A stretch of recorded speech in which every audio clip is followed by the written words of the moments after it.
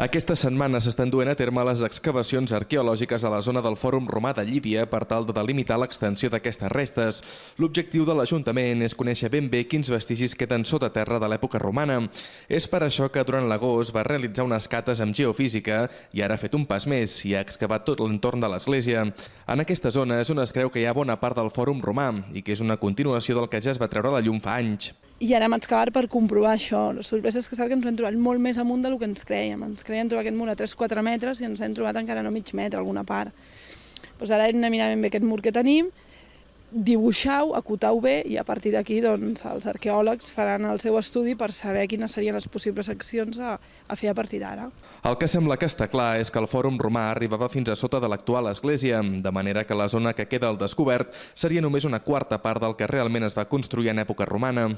I ara estem a la part del darrere també mirant on s'acaba, si és a l'església, i si és l'altra hipòtesi que tenien.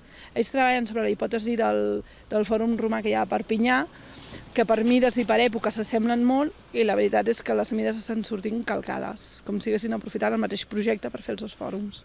Els treballs arqueològics realitzats per la Universitat de Barcelona i l'Institut d'Estudis Clàssics s'acabaran a finals de setmana.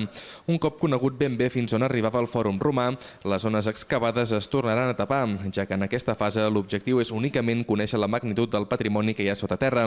En un futur, i quan hi hagi més disponibilitat econòmica, l'objectiu de l'Ajuntament serà potenciar i donar a conèixer aquestes restes.